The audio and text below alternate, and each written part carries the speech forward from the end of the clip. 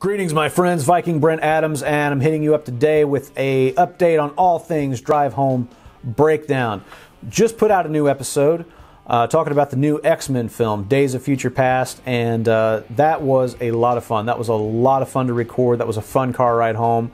I don't want to spoil too much one way or the other about how we felt about the movie, so you'll have to check out the episode for that. But needless to say, we had a really enjoyable conversation, and we're really anxious to hear what all of you thought, both about the film as well as the episode. So anyway, if you haven't gone and seen the film yet, that's on you. And once you do, check out the episode, or check out the episode before you see the film. Honestly, it's your life. I'm not here trying to regulate you. I'm not here trying to tell you I know what's best for you. You figure out what's best for you. If you want to listen to that episode and get the film spoiled for you to see whether or not you want to go see the film, right on. You know what I mean? Because that's the kind of guy I am. You're doing your thing, I'm doing my thing, and I am here to respect and encourage you in going a different way from me. That's what it's all about, man. So anyway, we really appreciate everybody's comments and questions and all the love you guys have been sending us on the website and through Twitter. I'm actually going to read some comments and questions here right now. So this one comes from Twitter. This is from Christoph Fatui, and he says, I forgot to mention the intro music to the show. Who made it? I don't know. That's the short answer. The long answer is that it's a stock music track that I downloaded. I'm a member of a stock footage website called videoblocks.com. They have a bunch of stock footage, animation. They have sound effects, music, just things like that for people like me who work in the professional video realm. And when we were putting the show together, I had gone through and picked out 10 or 12 different tracks from like all kinds of different styles. There was like rock stuff, there was punk, some like electronic dubstep kind of things, like big band jazz. Like just all over the map. Just picked out 10 or 12 things that I thought could work as potential music for the Drive Home Breakdown. And of those 10 or 12 things, I played them for Tony, and that was the one track that he zeroed in on and thought, that. And he said, this to me sounds like what the show sounded like in my head. So that was the one we went with. I think the name of the track is "Dude, You're Going Down." But anyway, to my ear, it sounds a little bit like Aerosmith. Kind of American Southern rock and blues, kind of mixed with a hard rock edge. But to my knowledge, it's not like some indie band or anything like that that's on some album somewhere. Anyway, next up, Ian is making a comment on the new Godzilla film. Just a slight spoiler warning here about a location in the film, a state, and then a specific spot in that state where some action happens. I don't think it's a big spoiler. And if you're pretty observant, you probably already know this just from the trailers. So anyway, Ian says, I think they missed an opportunity for some powerful imagery in Hawaii. They had those Japanese tourists and the American trying to take care of the Japanese kid. That airport is right next door to Pearl Harbor. They could have done a crazy scene of Motu destroying the USS Missouri.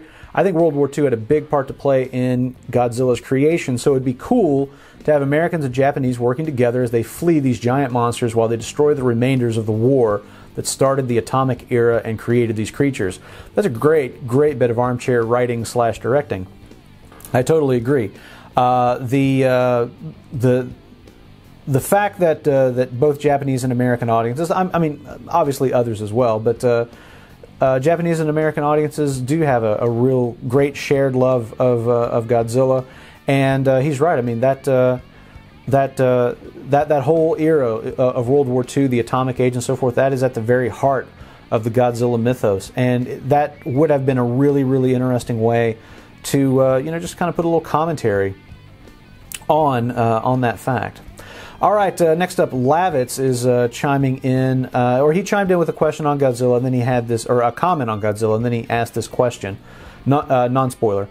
What are your thoughts on having Godzilla 2014's director at the helm of one of the Star Wars spin-off movies? Now, the man he's talking about is Gareth Edwards that directed Godzilla, and he's been announced that he's going to do one of these Star Wars spin-off films. I don't know if this is going to be like one of the... They've talked about kind of like an origin series of films, like supposedly they're going to be like one on Han Solo, Boba Fett, Yoda.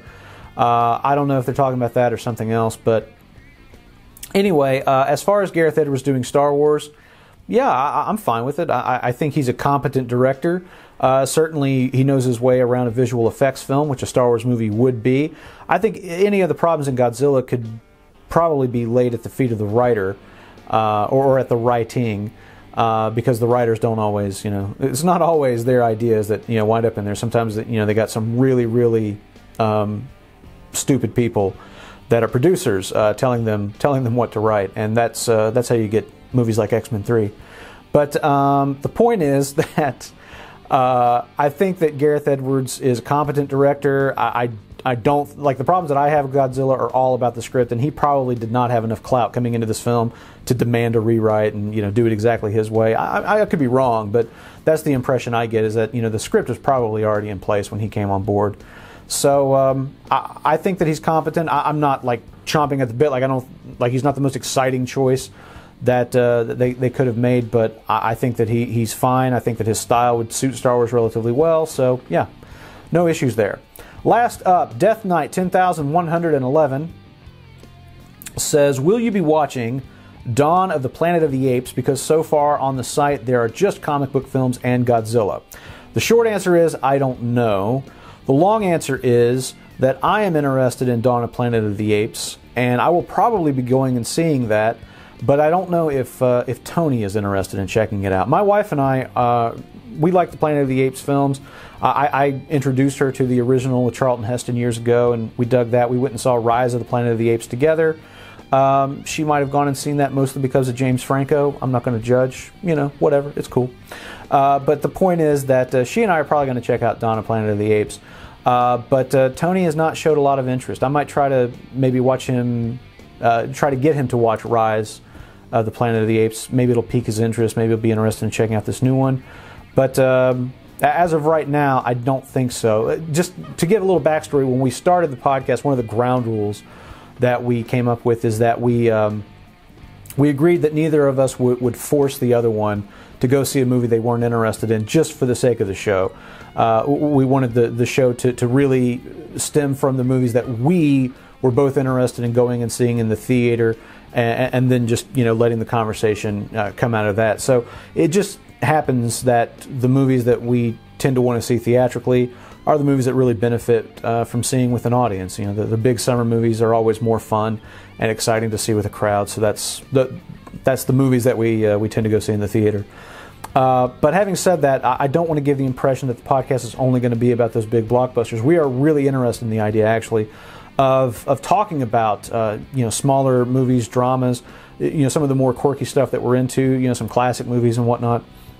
But I think now that we've kind of opened the door on this whole DVD commentary format that we've done a few times now, I think we'll probably end up doing those kinds of movies within that format. Things that we might check out on Blu-ray or maybe on Netflix and that kind of thing. So anyway, as far as the theatrical stuff goes, that will probably end up being more the big blockbuster popcorn films. But the DVD commentary episodes, that's open, that's anything goes. That's wide open. So we'll explore more of that, I think, probably as the summer wears on, and we have fewer and fewer of these big movies to go check out in the theater.